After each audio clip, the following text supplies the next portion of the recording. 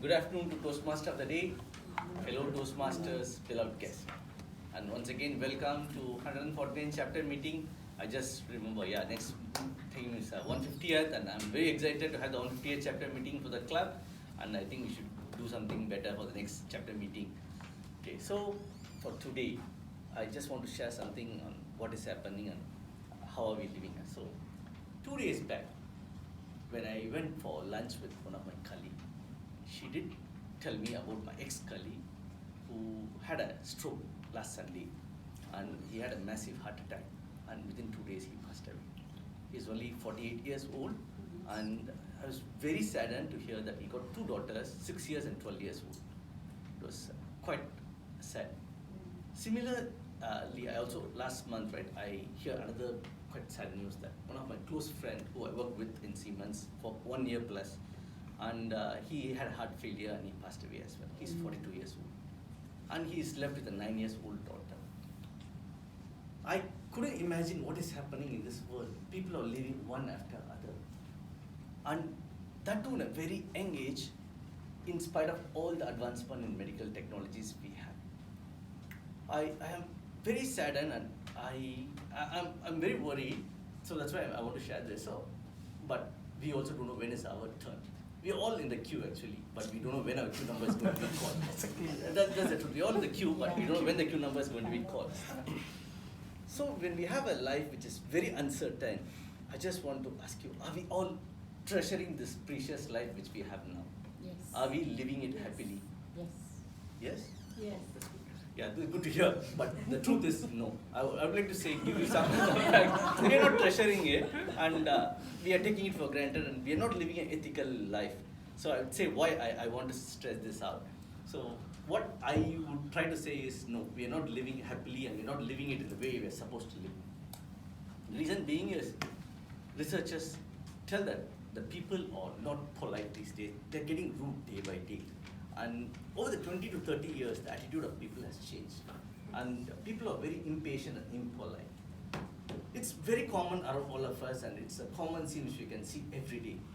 The best example I would say is you go to work in the MRT in the morning, people are not patient even to wait in the escalator for a minute.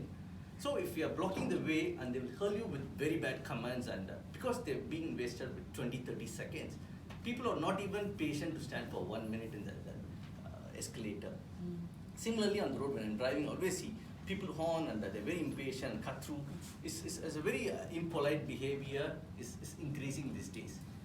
Other thing I also want to highlight is people are not socializing with others because they're very comfortable working with gadgets.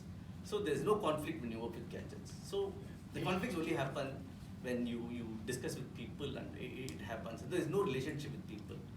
So people are very, very addicted to the gadgets. So in this context, I remember a joke from a small boy. A boy said, my Wi-Fi went down for 5 minutes, so I had to talk to my family. They seem like nice people. So that's a reality. The people inside the house itself don't talk to each other. They're very busy, addicted to the gadgets.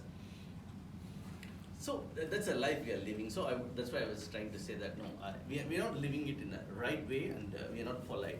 Other last incident which I wanted to share is quite sad thing which I heard, which is not an ethical way of living in this world. So what happened is one of my friends who shared this incident with me, and it's a quite sad thing to share, but it's a true story. He was in a hospital in India, and he was in a cancer ward. So he heard the conversation between the doctor and the nurse, and the nurse was telling that the dose for the drug which is supposed to do for the chemotherapy is not enough, and there are 4 patients waiting to be treated, and the drug is not enough for all the 4 patients to be treated, and it need to be shipped from Mumbai, which takes a few more days to come. The doctor cold-heartedly told, never mind, split this dose into 4 and treat all the 4. The worst thing was, he said, charge them the full dosage. I couldn't believe whether a doctor can be so unethical. It's unbelievable.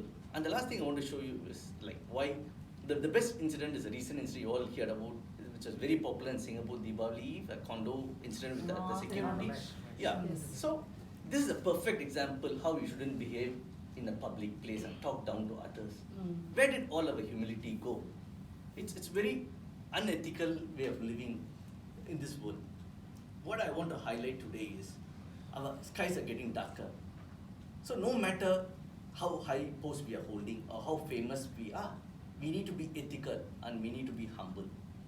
Let us not waste the remaining life. Take the advantage of the time we have left. Let's blow the whistle when there is any unethical behavior and report it. Let's be nice to all the things we see in life. Let the niceness be contagious and let us spread this to the younger generations. I'm more worried about, not about me, but my children, my grandchildren, how they're going to survive in this. So let us spread the niceness and be contagious. Let it be spread to next generation. Back to you.